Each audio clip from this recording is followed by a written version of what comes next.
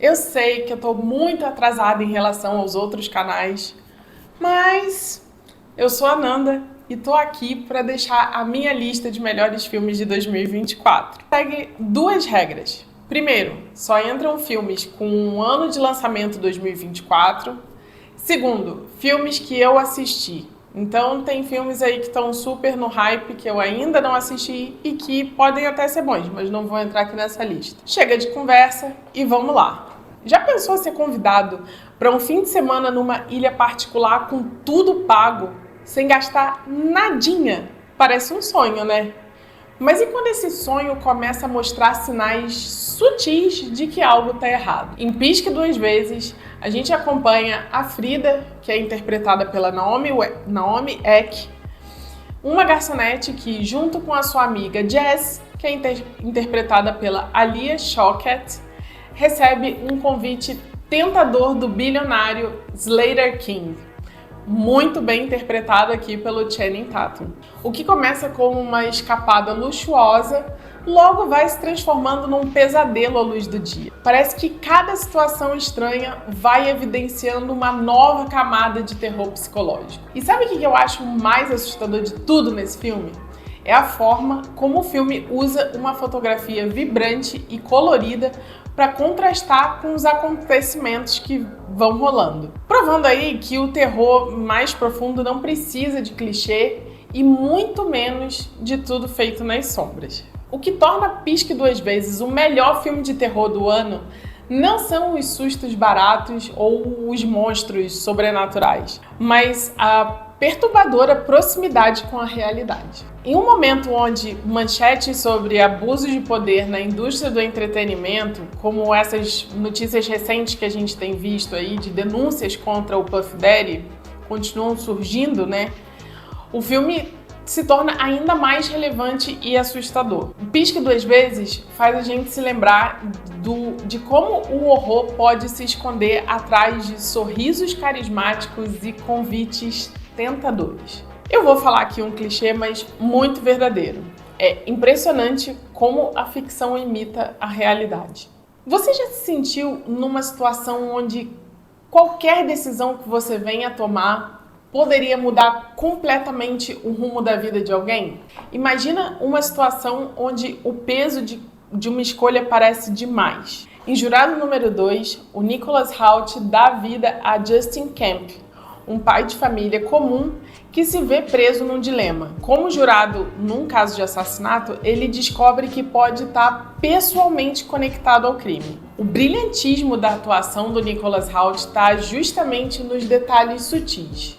É um olhar meio hesitante aqui, uma resposta meio evasiva ali, momentos de silêncio que falam muito mais do que palavras. O filme vai envolvendo a gente aos poucos e, com uma premissa aparentemente simples, consegue questionar muito sobre justiça e moralidade. Sem recorrer a tramas paralelas ou artifícios complexos, o Clint Eastwood, que é o diretor do longa, vai mantendo a gente completamente investido através da autenticidade da narrativa. E talvez seja exatamente por isso que o final deixa a gente sem respostas definitivas.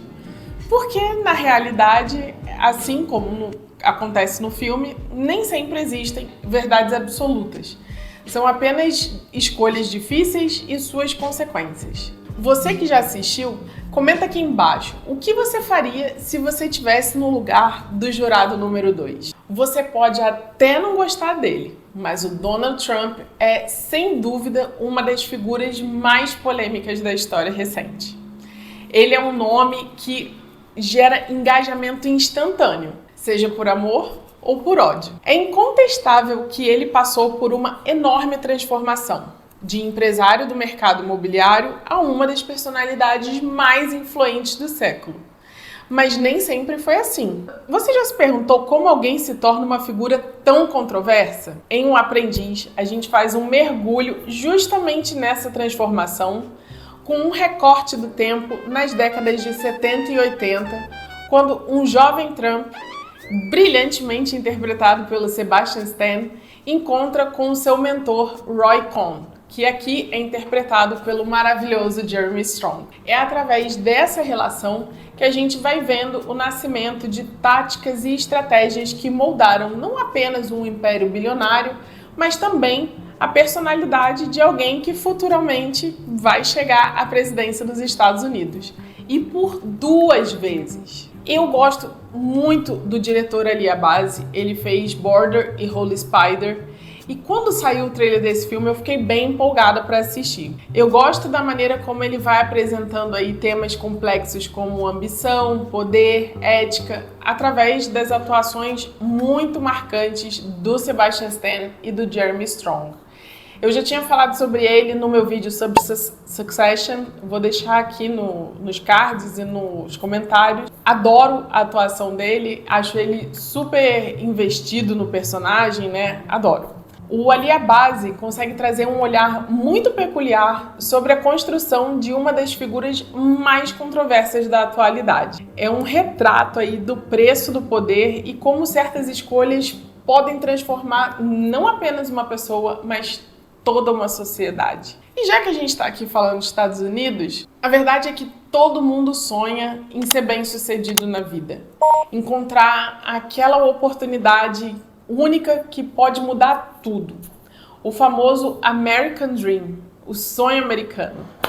Se você não sabe do que eu tô falando, o sonho americano é a ideia de que qualquer pessoa, independente da sua origem, pode alcançar prosperidade e sucesso nos Estados Unidos através de trabalho duro. Tradicionalmente, essa ideologia, digamos assim, inclui 5 fatores. 1. Uma casa própria, um emprego bem remunerado, mobilidade social, educação superior para os filhos e liberdade econômica. Mas, será que é mesmo assim tão simples? Em Anora, Sean Baker, vencedor da Palma de Ouro em Cannes, nos apresenta a uma protagonista que mergulha nessa busca por ascensão social quando se envolve com a família de um oligarca russo. Através da Annie, interpretada brilhantemente pela Mikey Madison, a gente vai acompanhando um primeiro ato frenético e caótico que me fez lembrar muito dos irmãos Safdie, aqueles irmãos que dirigiram Joias Brutas. Eu cheguei a falar sobre eles no meu vídeo sobre basquete e me lembrou também o Gaspar Noé com aquele filme Clímax. Junto com ela, a Nora nos arrasta para um mundo de intrigas e perigos totalmente inesperados. A direção de fotografia é do Drew Daniels e ele foca numa iluminação natural com ângulos muito abertos e faz a gente testemunhar essa jornada de uma maneira muito íntima e de certa forma meio documental. Apesar de um segundo ato aí um pouco desajeitado e que dura um pouco mais do que o necessário, o que torna esse filme tão especial é como o Sean Baker consegue desconstruir essa fantasia do sonho americano sem perder a humanidade. Com um toque de humor novamente aí bem caótico, mas sem ser vulgar, a Nora aborda temas complexos como relações de poder, busca por afeto, enquanto faz a gente refletir sobre o preço real dessa mobilidade social que eu falei no começo. A atuação visceral da Mikey Madison, junto com as aparições sutis, mas muito poderosas do Yuri Borisov, cria um retrato sincero e às vezes meio perturbador de alguém que está lutando para sobreviver num mundo que insiste em controlar ela o tempo todo. É aquilo, né? Às vezes os sonhos têm um preço que nem sempre a gente está preparado para pagar. Que atire a primeira pedra quem nunca se olhou no espelho e viu um defeitinho incômodo. A questão é saber até onde você iria para resolver esse incômodo. Apesar de ser apenas o seu segundo filme, a Coralie Farjat, diretora de A Substância, já dá seus sinais de ser uma diretora autoral. Na primeira meia hora de filme, diversos elementos que apareceram no seu primeiro longa, Vingança, já se apresentam extremamente melhorados e amplificados em A Substância. Assim como aconteceu em Vingança, a Coralie Farjat utiliza o gore e o horror corporal de uma maneira muito marcante. Mas aqui, ela sobe a barra lá para cima. A Substância não só explora os limites do corpo humano, como também faz uma crítica afiada à indústria da beleza e as pressões sociais que as pessoas enfrentam em busca de uma perfeição inalcançável. É incrível como ela consegue trazer discussões tão profundas em uma narrativa que, ao mesmo tempo, é muito intensa visualmente e hipnotizante. O que mais me chama atenção no trabalho da diretora é como ela aborda o universo feminino. As protagonistas não são representadas de forma clichê nem vitimista, mas sim como figuras complexas e resilientes. O filme é uma experiência muito marcante, muito peculiar, que mistura o grotesco com o belo, trazendo um comentário social bem poderoso e bem incômodo. Para quem já tinha gostado de Vingança, a Substância é um passo além e vai solidificando a Kourali como uma das vozes mais autênticas e provocadoras do cinema contemporâneo. O filme também tem uma interpretação surpreendente da Demi Moore, e eu digo aqui surpreendente porque eu nunca achei ela uma atriz fora da curva. Eu sempre vi performances medianas, mas ela aqui tá demais, trazendo muito sentimento e, na maioria das vezes, sozinha em tela. Mas ainda assim, ela traz uma linguagem corporal bem impactante e sem qualquer pudor de se mostrar. É um grande trabalho da Demi Moore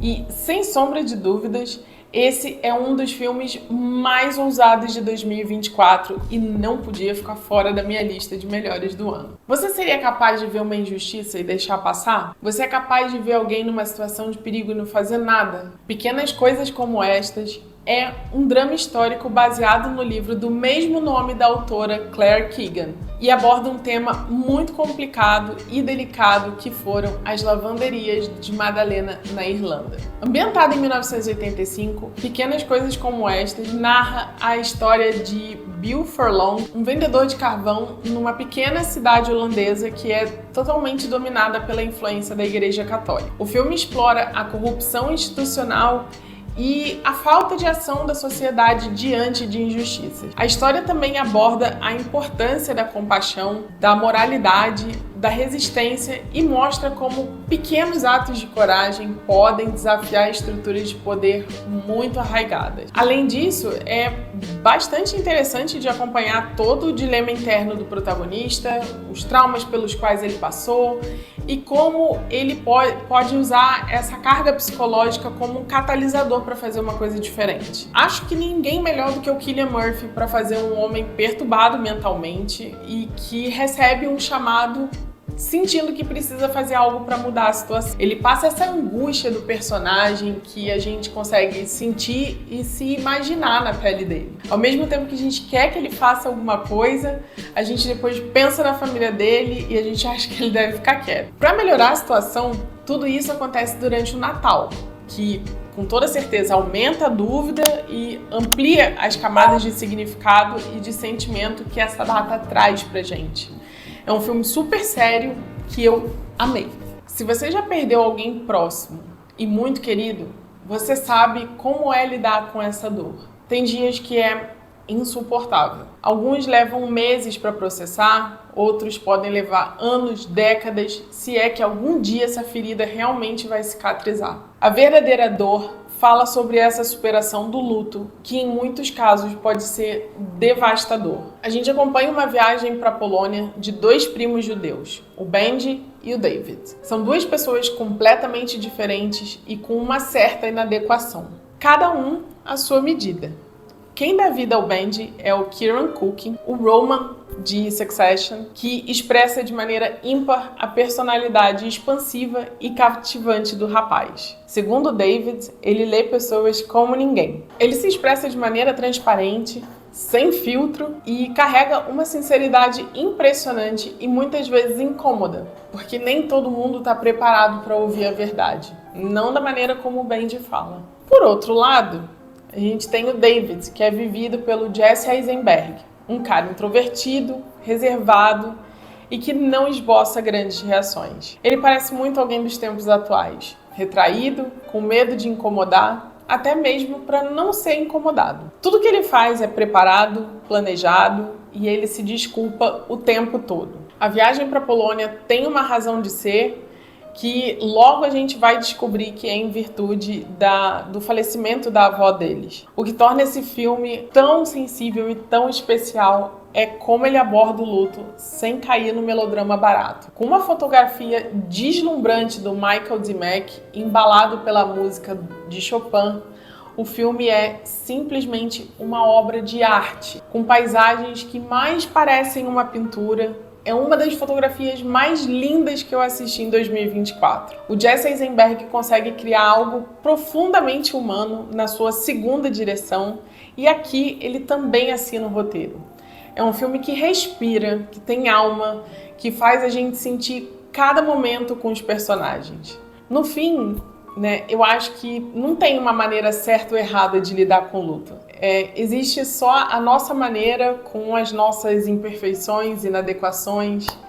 E talvez seja isso que torna a gente assim tão humano. Eu vejo um futuro promissor para o Jesse Eisenberg do outro lado das câmeras. Esse filme é incrível. Eu nunca passei por isso, mas eu acho que o divórcio deve ser uma das experiências mais devastadoras que alguém pode passar. Não é só o fim de um relacionamento, é o desmoronamento de toda uma vida construída, de sonhos compartilhados, de uma família que agora precisa se reinventar. Às vezes a gente só percebe que está caminhando para esse abismo quando já está lá na beira. Em O Que Tiver Que Ser, um drama sueco muito emocionante, a gente conhece a Stella, uma mulher que sente que a sua família está se desfazendo silenciosamente. Em um último esforço desesperado para salvar o que ainda resta, ela decide organizar uma viagem em família. Josephine Bornebusch não apenas dirige e roteiriza, mas também dá vida à protagonista. Ela é aquela pessoa que tenta desesperadamente manter todo mundo unido, mesmo quando tudo parece já está se desfazendo. Eu não posso negar que me emocionei em diversos momentos enquanto assistia esse filme, porque ele tem uma coisa de ser carregado de uma honestidade brutal sobre as complexidades de um relacionamento.